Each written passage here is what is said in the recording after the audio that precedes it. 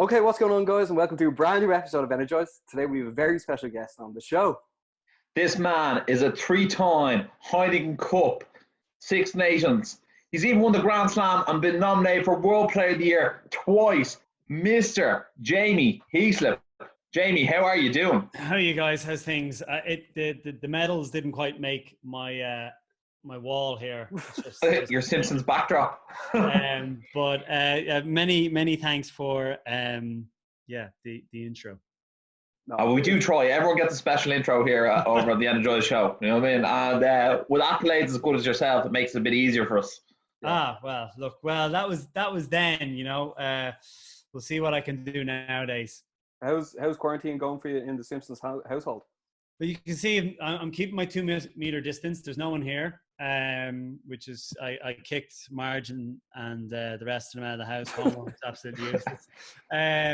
But no, it's grand. I the way I'm set up nowadays, I work a lot from home anyway. The only difference is I do meet a lot of people, so kind of meet them out and about. But so obviously not doing that. Haven't done that for the last nearly 5 weeks now. Yeah. Is it getting to you? Pardon? Is it getting to you? No, it's fine. It's grand. I was kind of saying it's kind of like it's kind of like school holidays almost. When you're in school. Well, for me anyway. Well, because I lived a lot abroad when I was younger. My dad being posted abroad, and all my siblings are like 8, 10, 12 years older than me. So like they were off doing their own thing, and I was kind of left to my own devices anyway. So kind of it's a throwback for me to a certain degree. But I've got a little 1.5-year-old as well. So she keeps us busy, and kind of you're in her routine regardless. So the days kind of fly by, and we kept busy, albeit differently. Just a different routine that put in place, and we're getting on fine. Yeah, obviously, Jamie, you've had an amazing career, and like no one can even argue that. But as you mentioned earlier, like is it true that you were born in Israel? Yeah. Born in Tiberias, Israel, in December 1983. And I've lived, I was young when I came back from there. Lived in Cyprus for a while, lived in Kosovo, in Croatia for a while. My dad, my mom moved to Belgium, but I was kind of like in leaving cert cycle then. So I just kind of stayed at home and kind of day boarded in Newbridge College then. And then when I went to college, then mom went to Belgium, and I stayed put in Ireland. And actually I moved to Dublin at 17, and I've been living in Dublin ever since. Yeah. And was your father in a military background? Yeah. Oh. He was in the Defence Forces, Irish Defence Forces. Oh, and did that add a lot of structure to your life growing up then? Were you getting up and making the bed in the morning? They tried, but I would have rebelled a lot about it. But I do need structure. Like I understand I need structure, and as a professional rugby player, you are given a lot of structure. You're literally like given your program, your schedule for 4 weeks, at a go. So you're kind of told where to be. It's the one thing a lot of players struggle with when they finish, that they don't kind of realize that, and they don't put structure in place. He gave kind of a lot of lessons in terms of discipline, routine, that sort of stuff. Yeah. When did you first start getting into the game of rugby as well? Because obviously, like, you're such a cultural background. It's not every day you hear someone born in Israel pick up the rugby ball. Well, so I've two brothers who are 10 and 12 years older than me, and my dad would have played rugby as well. So my older brothers played. They played in a club called Kura, which used to be really, really strong country club. And when the Kura base camp was actually a lot busier than it is now. And obviously that fitted with my dad, and he was in the army, so he could drop them off to training or pick them up from training, whatever, making it work. I didn't. I played all my underage rugby in Naas, and then I went to Newbridge College and played in Newbridge. But yeah, no, it's because of them, really. You could argue I was thrown around as a rugby ball when I was young, and then I started playing underage rugby, like formally in a club at about, I think I was 8 or 9 in Naas. The under 10s would have been the first team I played for, and that's when I picked it up. But I played everything. Like I played pretty much everything till I was probably about 14, 15. and then kind of narrowed the focus down to rugby just because of time, and you're kind of into leaving cert cycle and all that sort of stuff. Yeah. And then, Jay, when you were coming into the Leinster fold, was that just about as when Victor Costello was leaving? Was it in around then? Yeah, so I started kind of, I suppose, I went through the different age grades. And so when I came out of the under-20s, I was actually kind of, I would have been 19 at the time, just because the way my age kind of fell. And I was kind of put into the academy for my under-21 rugby year. And that's kind of when I started training a lot. Gary Ella brought me in once or twice. And then Declan Kidney was kind of like the main coach at the time. In my final year, my second last year, my third year, 3 years out of 4 in college, he brought me in quite a bit. And they actually offered me a contract at the end of the second year of college and the third year of college. Leinster did, and Ulster actually at the time. And I turned it down because I wanted to finish college, but I was put into the academy instead. And so that's when I started, the end of the 04-05 season, the first time I played for Leinster senior team. And coincidentally, it's the year Victor finished. And then also the end of that season is when Decky actually gave me my first contract, but then he left before I even came in there. We went back down to Munster, and Cheika came in, which was great, because he was very much like, he wanted to bring young guys through. Was very much like, if you're good enough, you're old enough. Didn't have to put an age restriction on it. I was lucky I'd come through a big under 21 year where we'd gotten to the final of the under 21 World Cup against New Zealand, which was the first time Ireland had ever gotten to the final in the under 21s. And so I had a bit of momentum behind me, and Cheika kind of backed me then in my first year, which was a big relief. Yeah, you were straight away in. What age were you at the time? 23, 24? I was 21. Oh, 21. Sorry, by the time I went to Ireland, it was a year later, wasn't it? 2006? No, so I 2005, 2006 was the first season for me. Okay. As a full-time professional. Brilliant. And then there's no hanging around. You're straight in there, mixing with the big boys. Straight away I got not that I got shot down, but the first game of the season, I played like 2 of the warm-up games. One of them was actually in Naas, ironically. And then the very first game was like Edinburgh away. I think it was Edinburgh away or Ospreys away. I think it could have been Ospreys actually. And I remember it was like myself and Rob Carney's first year. And Rob started actually, and I was on the bench. And I remember when he picked me on the bench on the Tuesday, I went in to check his office and put Eric Miller at 8. And I kind of, not that I had it out with him, I was just like kind of staking my claim, going like, I'm not here as a passenger. I definitely want to be, play a bigger role. And, kind of put the pressure on. He kind of put me on just after half time at 8. And then I started every game at 8 from that season on, or that season. And, it was kind of went from there. But I was definitely pushing for the opportunity. I made sure when I did get it, which was the following week, that I grabbed it with both hands, because I think that's an important thing for guys to realize is, when you get the opportunity, you want to grab it, because they don't come around that often. Yeah. And then the first time you sort of tasted that big victory was in your sort of 2008-2009 season. Leinster obviously won the Heineken Cup that year. It was your first Heineken Cup. And then you went and won the Grand Slam with Ireland. Yeah. That was like such a special team and a special year. When that was happening, did you know that team was extra special? It's a bit of a mad time. Like, yeah, you did know you kind of had this blend of guys who had warriored for a good few years, but really, yeah, people talk about Triple Crowns and stuff, but like for me anyway, like it's championship or nothing. Like it's Triple Crown. It's nice, but like it's not what you're like playing for. So you had all these guys who kind of had the Triple Crown, and that was the most that they'd done at international level, and they hadn't really gotten to that stage. So I thought like people like Paul, Drico, you had like Marcus Horan, John Hayes, Donald O'Callaghan, these type of guys who have warried for a long, long time in that regard. And then you had this mix of young guys coming through, like myself, Tommy, Steve Ferris, Rob Carney, Luke Fitzgerald, Keane Healy was even knocking on the door back then. What names, by the way?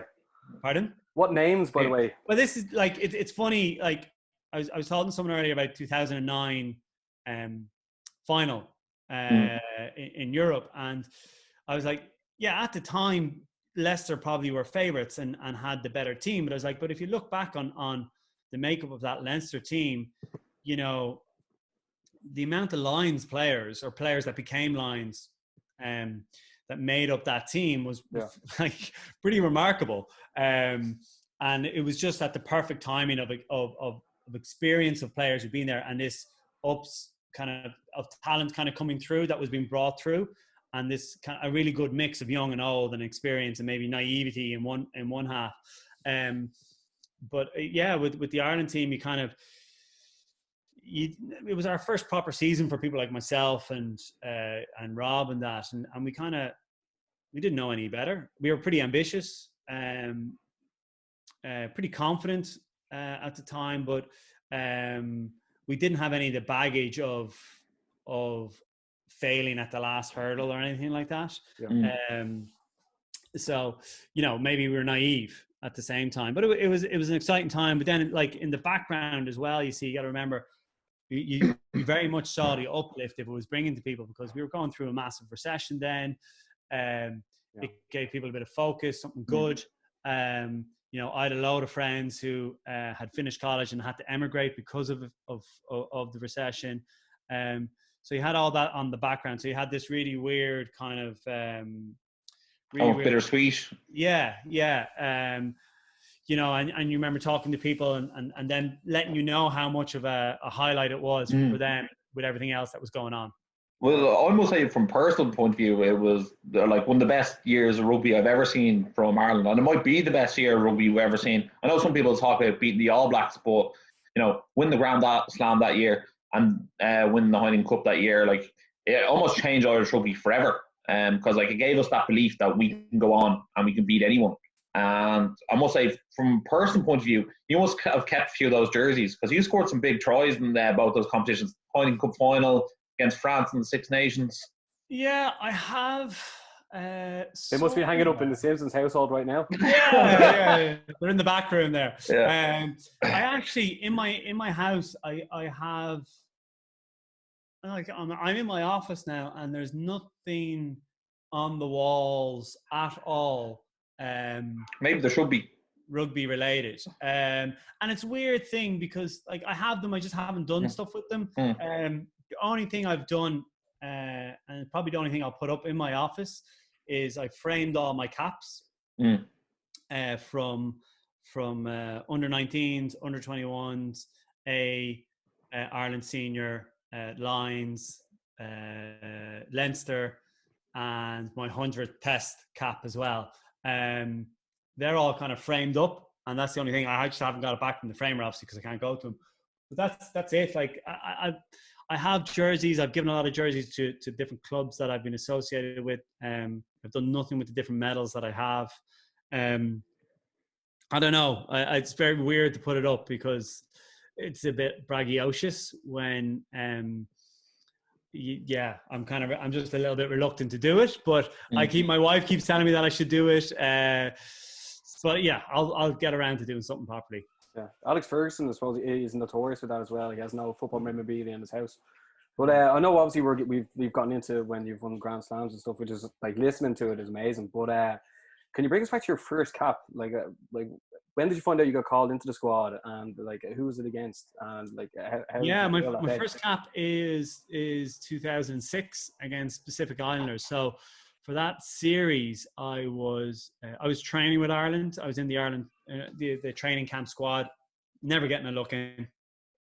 And then I kind of got the nod, you know, like in the Pacific Islanders game, to get the first cap. Myself, Stephen Ferris, and Luke Fitzgerald all got capped. I was lucky enough to be the 1,000th Irish international to be capped. So There's a bit of trivia for you. Yeah. And it was in the old Lansdowne Road as well, which is Nice to get to play in there as well. yeah, really cool place, because people forget they used to have the touchline tickets, which were literally like seats pretty much on the touchline. You're a bit away nowadays in the Aviva Stadium.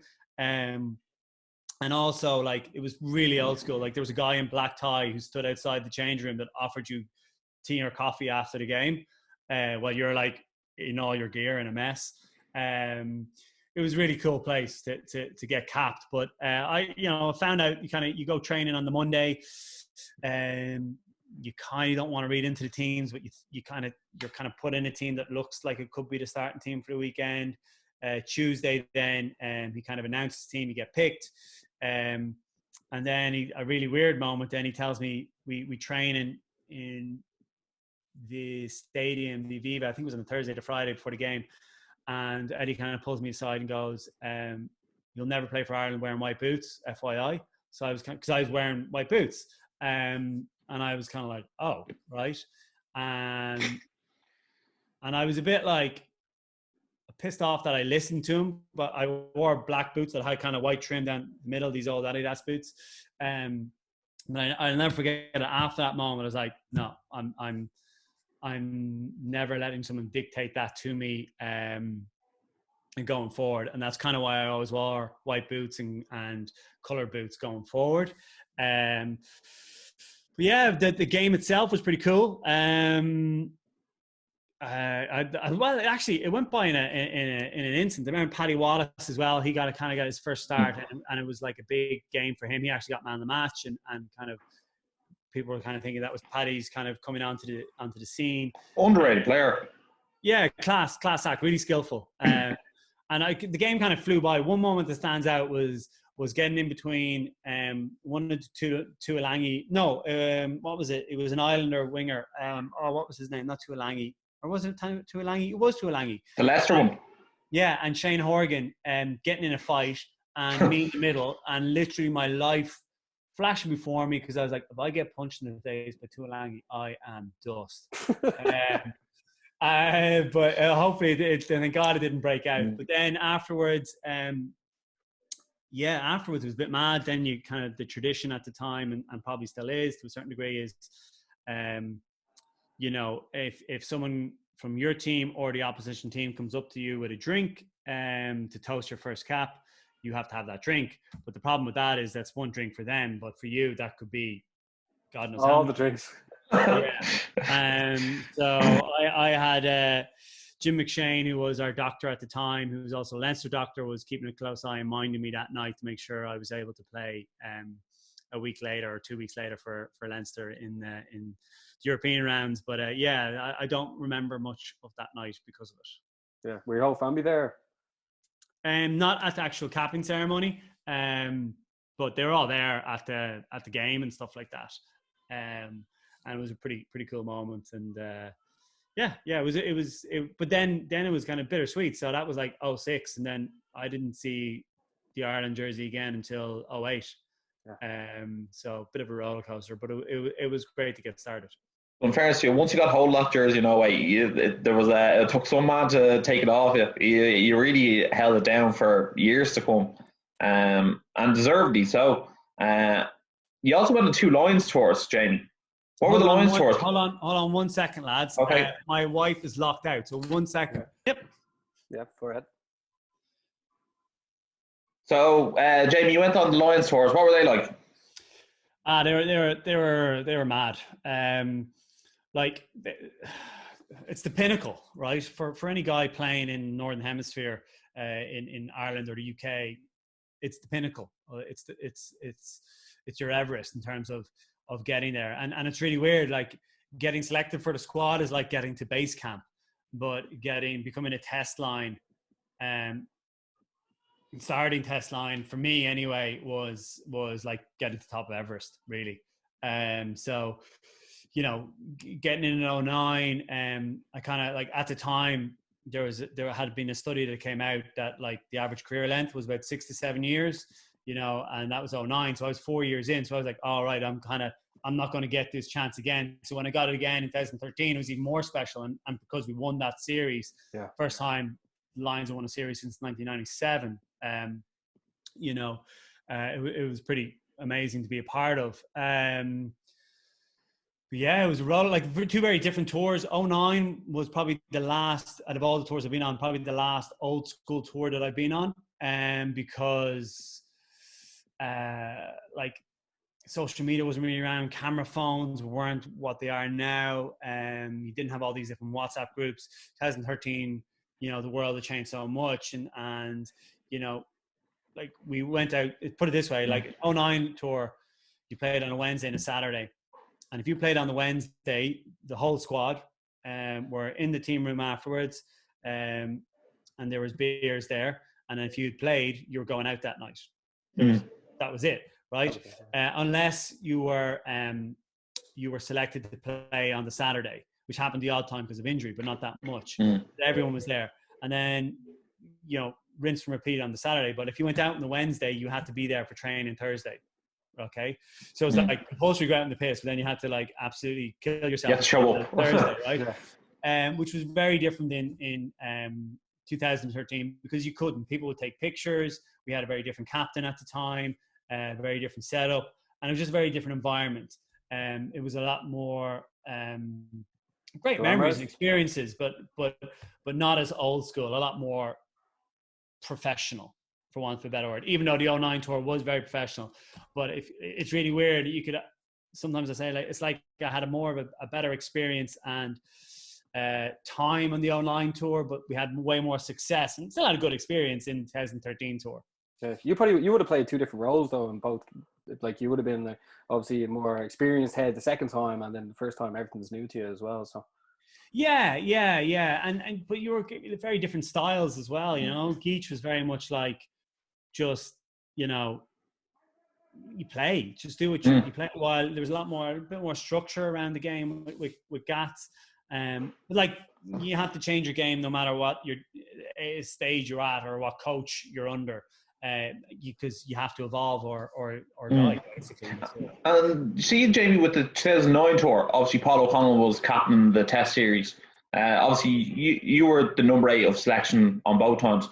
But obviously, when Gatlin took over, he made Warburton captain, and then I think Alan Jones even was captain.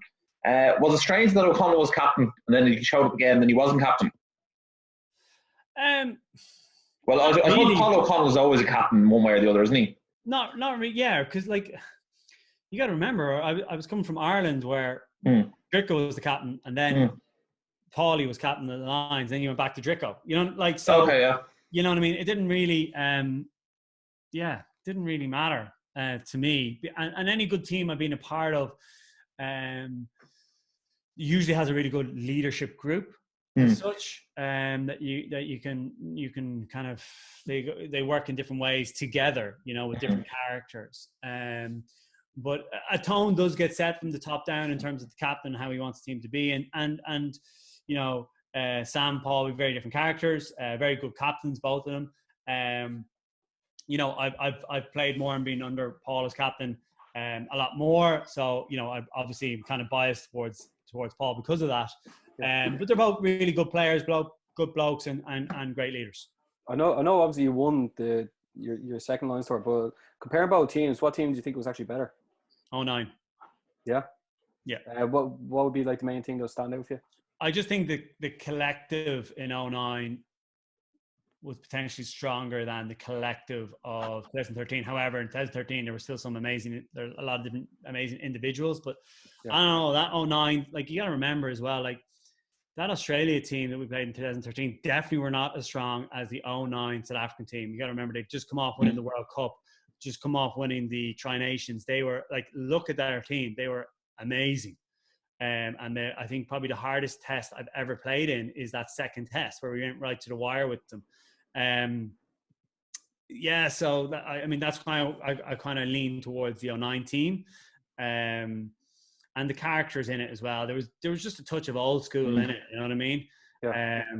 And the game was still a little bit rough around the edges in terms of stuff that kind of happened on the field. But yeah, that's kind of probably I lean towards it. I also think with sorry, go on, Greg. No, you for it. I was going to say also with 2009 team playing in South Africa is a bit more different with the altitude because Francois Spain was like incredible at that boot, and if you gave him the ball anywhere within 65 meters, he could put it back over the bar. So like that was definitely a factor. And then JP Peterson and Habana were like two of the best wingers in the world. Like I definitely agree with that. Like that South African team was top of the range. Yeah, and that's without even mentioning Schalkberg or John Smith or any of the other forwards. Oh yeah, who's the centre again? De Villiers. Pierce Spies at 8. He was fast as well, wasn't he? Yeah, their second rows were like Matfield and what's his name? The lunatic went to Toulon. Botha. Yeah, Bacchus. Bacchus. Yeah. You know what I mean? Like, yeah, it's an all-star team, really, isn't it? Yeah. Well, I think Australia have struggled a little bit. Like we beat them convincingly in the last game, and we should have really beaten them in the second test. It should have been a whitewash series. But look, that's just the way it fell. Would you say that's the highlight of your playing career then, the Lions tour? So it's funny when I get asked highlights, I kind of say like it's hard to single any one thing out because I kind of look at the whole journey. Like I'm very, very lucky that I had no injury pretty much by the end. And, so I played a lot of rugby and it's more about the journey for me, the ups, the downs, the highs, the lows, the whole lot together is what kind of makes up a great rugby experience for me. And I'm lucky as part of some teams that had a lot of success under some fantastic coaches with amazing players. So I got to see a lot of good. Yeah, Jamie. Just before we go back into your Irish career, just looking back at those two Lions tours, just so we can wrap that up. In both tours, which non-Irish player did you look at and you're like you took like something from their game or some inspiration, or you're like the way they prepared pre-match and stuff, just something that people like ourselves wouldn't see? Yeah, you pick up bits like. You pick up bits, but it's weird. In 2013, by the time we came around to that, I think the Irish players were so far ahead in terms of being professionals and the analysis. Sorry, even by 2009, the analysis that we were doing was definitely more than the other teams. Definitely. And in 2013, the majority of Irish players were definitely better professionals than the others. There was definitely talented individuals and stuff, and I'm not saying they weren't professional, but I just think we definitely came at it from a more 360 perspective. It's only because we were going to ask you the Irish stuff later. No, but that's fine. But what I mean is, but you still did pick up things, what I mean? Yeah. Like I picked up a lot from like just the way guys kind of carried themselves. I'm trying to think back to the 2009 one. Like Stephen Jones was a big influence, in terms of how he approached the game. You got lots of different perspectives from both coaches and players, which is great because you always need that outside eye on something to look at something different or approach something different. That's true.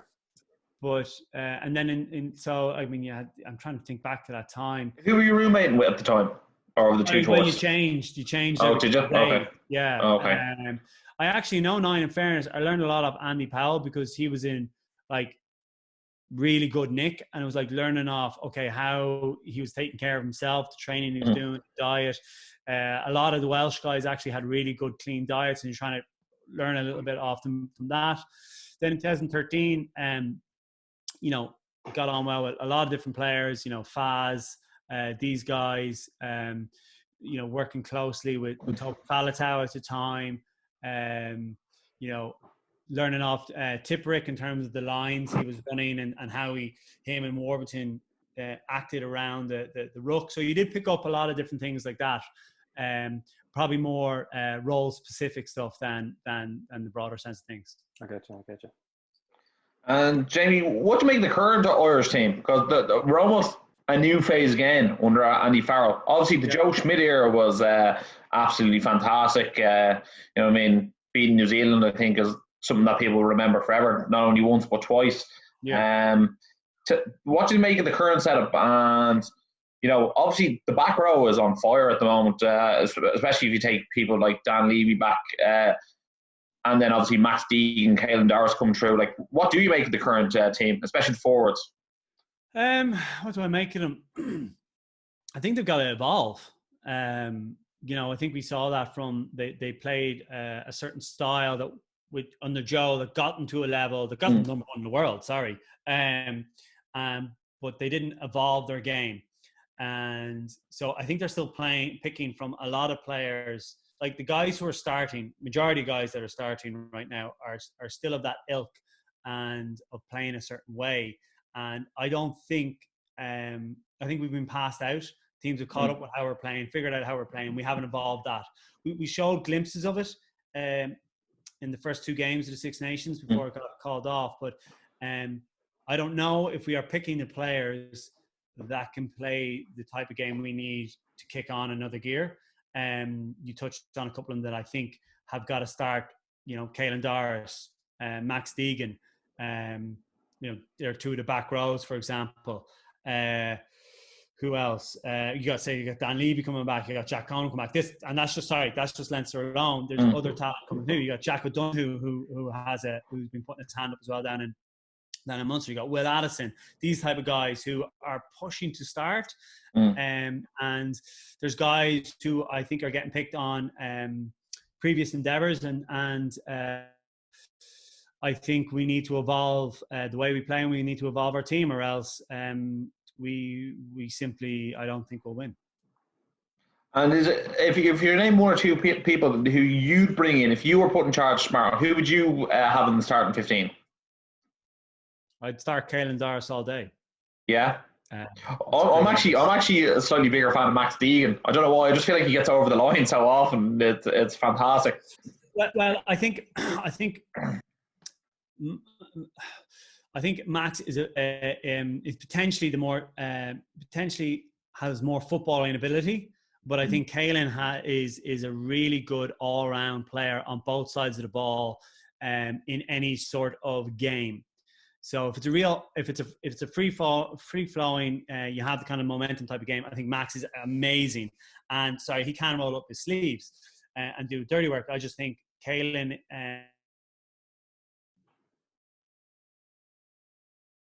potentially has more of a 360 approach. I'm clutching at straws. I'm a big fan of both them. And there's another kid come through called Scott Penny at 7 who is an amazing athlete. And he'll be an amazing 7. But like that's just because I've seen them come through. And then you've also got Will Connors who is there. These sort of guys who are putting a lot of pressure on. You got Dan Levy coming back into the mix. Jack Conn coming back into the mix. And again, this has only come from one club. So, you know, let's take the last game of guys who started. It was in the back row. It was Josh, CJ, and Pete. Peter. Yeah. I'd be, I think they're under a lot of pressure, and I don't know if they're doing enough to warrant keeping their place. Yeah. Well, like it has been like it was noticeable that. Andy did bring in new faces, and then people got injured. Like obviously, Caelan Doris got knocked out in his debut after like a minute, that's going to be a pub quiz question in a few years to come. But it almost looks like we've reverted back to the World Cup team. But like, didn't CJ get a man of the match in the first 2 games? But like they've almost upped their game as well. But at some stage, I don't know. See, yes and no. So like, okay. Now we can get into the man of the match and who picks man of the match and all that sort of stuff, right? I have a good idea who it probably was, but anyway, you got to look at the effectiveness of players on the game. Just because you do 20 carries doesn't mean you're effective on the game. They could be for a meter at a time. Now, in fairness to CJ, he had pretty good. He had some pretty good games, and I actually think the conversation started shifting of going, okay, how do you, do you start CJ at 8 or 6? Do you put him at 6 and you bring someone like Caelan in at 8, or put him at 6 or whatever. And then I think a lot of pressure was being put on Pete as well in terms of trying to have more influence on the game, not just at line out.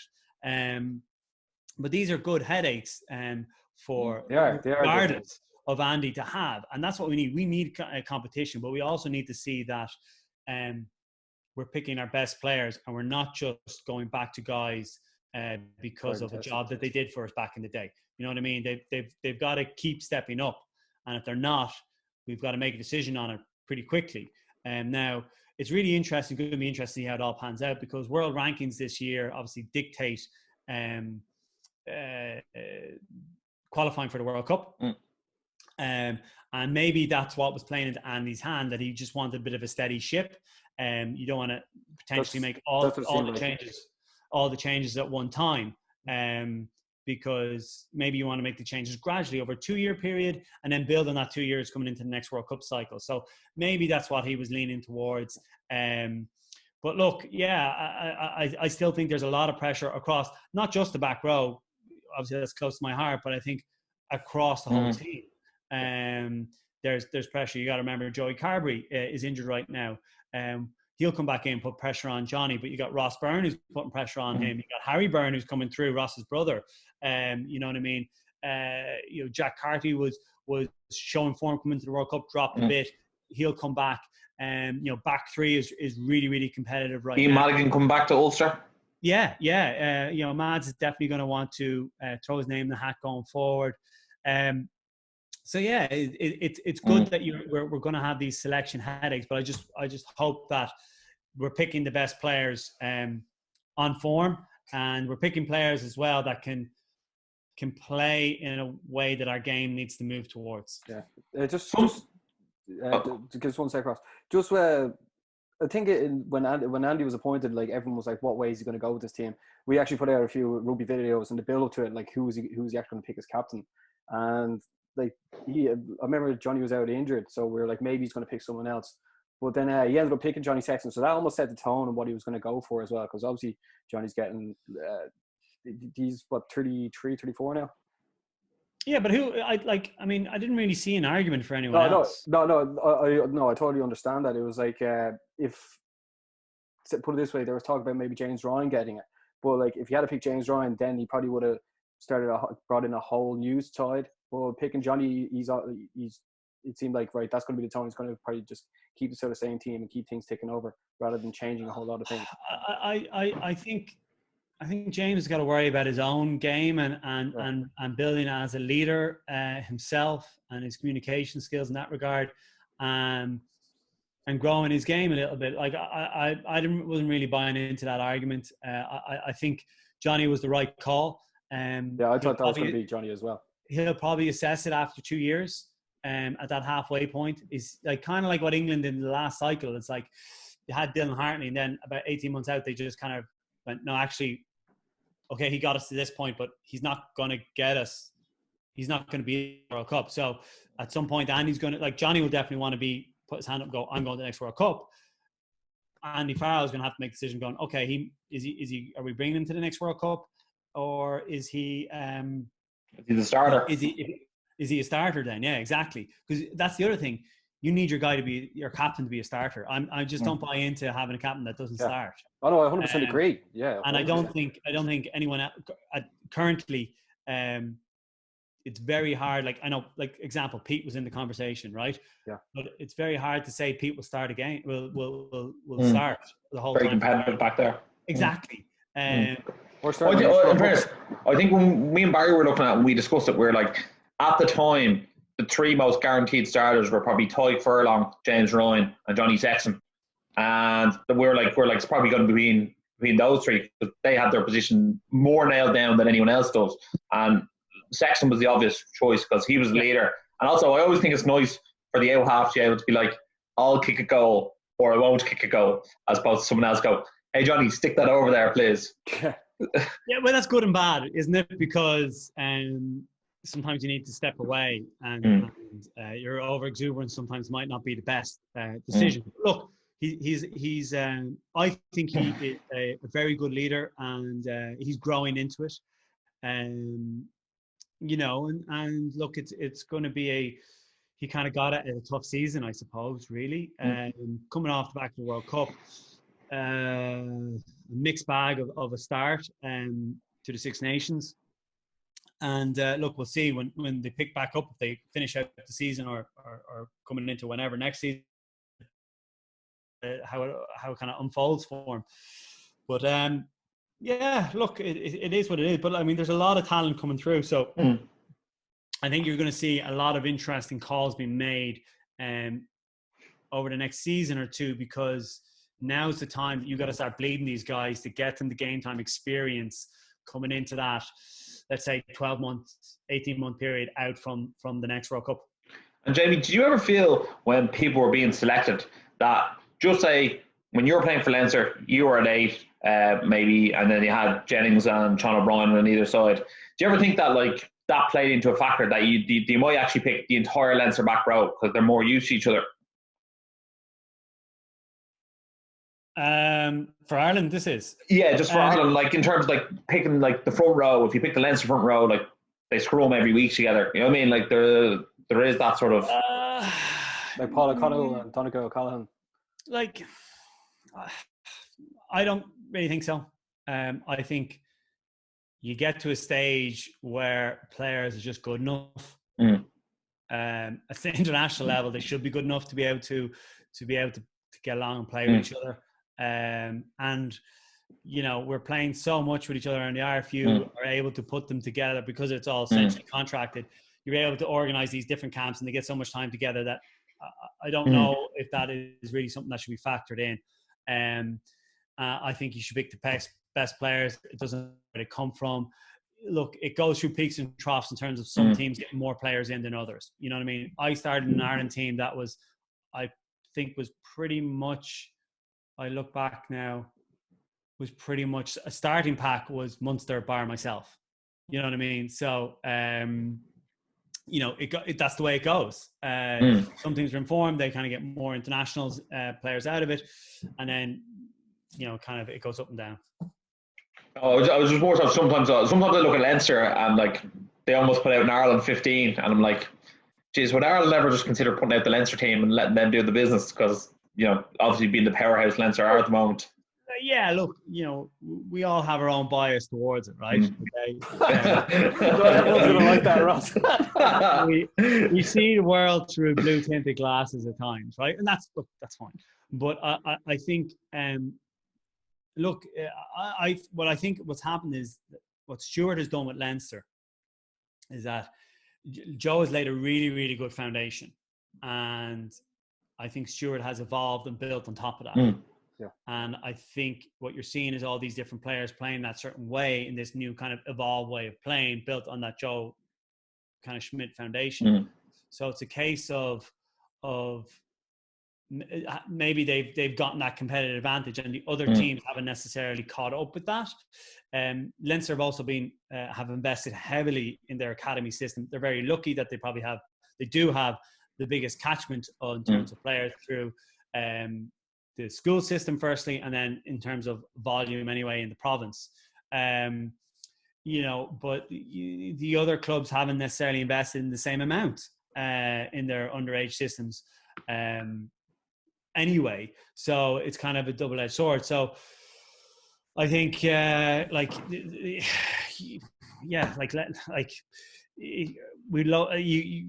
are able to pick from that big deck. You know what I mean? They use on average like 55 players, I think, a season.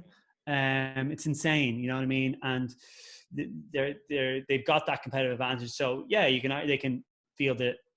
You know, 2 or 3 different 23-man squads over a 3 or 4 week period, and still be competitive with some of the best in Europe. And it's a great place to be in. But I think what you're seeing from Dave Nucifora, which is a wise move, is that he's IDing a couple of different bottlenecks in terms of position, and the fact that like Leinster have a bigger playing population and are able to kind of use that funnel, is like they naturally hit a bottleneck, and he's starting to move those players around to Ulster, to Connacht, to Munster. And I think it's better for the player because they'll get more opportunity. And then the knock-on effect of that is that the clubs will become a lot more competitive and balanced. And then that will obviously have a better benefit because you have a lot more guys playing first 15 rugby, which gets more competitive and feeds into a better 15, hopefully, for Ireland. Yeah, I think at the end of the day, we just all want Ireland to get back back on top. But Jamie, Yeah. obviously you're a one club man, and we previously had like James Haskell on the show, who's played all over the world. Tommy Bowes obviously went over to Ospreys, and Andrew Trimble actually said that if he had one regret, he would have liked to play somewhere else as well. But would that have been being a one-man club? Do you have any regrets now playing for playing abroad or anything? Not really. No. No. I looked at it. I looked at it twice seriously. Any countries in particular? In what year was it? It was 2009. And so the way the contracts used to be was if you had, I think it was five starts against Six Nations or Zanzibar countries, you automatically renegotiated an international contract. And so I hit that in 2008-09 season. So my contract was up for negotiation. And what I actually wanted to do was, it wasn't 2009. My contract was coming up in 2011. That was it. Okay. It was coming up in 2011, World Cup. And my contract came up in June 2011. World Cup was obviously September, October 2011. And what I actually wanted to do was sign like a 3-4 month contract basically at the end of the World Cup. And then I wanted to go to Japan, play in Japan, go to Southern Hemisphere, play in Southern Hemisphere rugby, and then come back basically hopefully for the summer tour or the following season. Yeah. But the IFU wouldn't do it. They were like, nope, it's either a 3-year contract or nothing. That's actually exactly what James Haskell did, isn't it, Ross? Yeah, exactly. Yeah, and that's what I wanted to do because I was like, oh wow, I can travel the world with this and get that. But yeah, it didn't happen. So stayed in Leinster. And then the only other time was 2000 and must have been 14 or something like that. Whenever my contract was up, and Toulon was a pretty serious offer. I'm actually not surprised to say that. I'm not surprised the French clubs came knocking. Well, I just got to stay. Well, the way it got was how close it got, I should say, is that I had a house picked out. Oh wow! And it was pretty nice. It was a house picked out on a hill, looking over the Mediterranean with a swimming pool. You bought the beret as well. And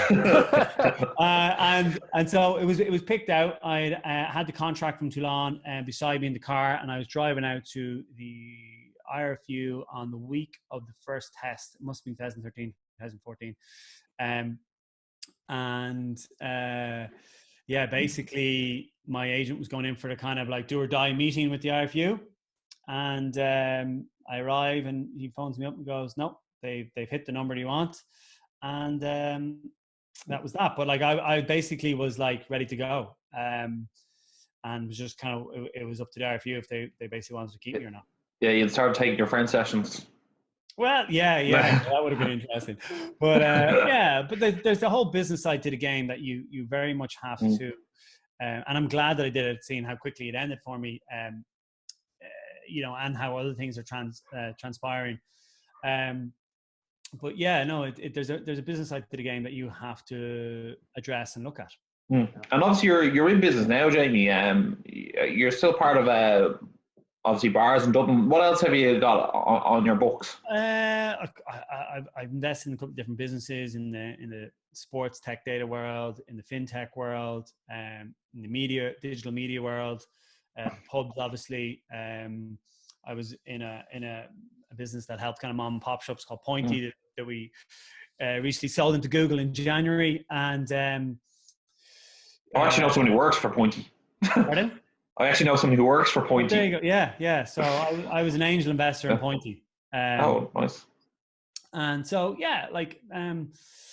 I kind of did that, and I'm spending a lot of time at Flender right now. But I kind of spend time across all different companies. I won't lie, my biggest interest is in sport, the business of sport, and I'll probably look at how I kind of come back to that world down the line. But now I'm very much, all about kind of making sure that the businesses that I'm involved in are hopefully able to currently get through this crisis and come out the other side. Oh, brilliant. It's great to show your entrepreneurial spirit because I actually remember seeing you on News Talk with Bobby Kerr and I was like, Jesus, Jamie's got his head screwed on like there's no tomorrow. So fair Well, play to like you. It's great to see. I love the broadcasting side of it and getting Mm, involved in that, but unfortunately, rugby is quite a niche sport globally, mm, and particularly in Ireland, it's not a big market, and there's not. It's not something you can make a consistent living off going forward. You know what I mean? So you got to think of the long game on these things, and while I love doing it, and will keep doing it as long as people let me. mm. You do have to kind of think of the long game, and always thought that it's better to own the business that you're in. So that's kind of what I'm trying to set myself up for. Yeah, if whoever's been watching now, I'm sure they'll take that advice on board. But Jamie, I know we've taken a big part of your day, but before we wrap up, we do always ask people who's the best player they played against and who's the best player they've played with. So do you want to let us know? So it actually just froze there. So can you say the sorry. Before we wrap things up, we usually ask people who's the best player they've played against and who's the best player they've played with. So do you want to let us know? I always say Thierry Dusatois was probably the hardest I went against.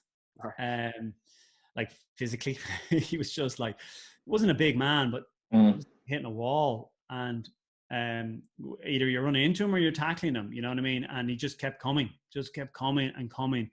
You'd be at every ruck. He'd offer himself up a car. He was just relentless. And a very nice fella. I always thought he was just and a very nice fella.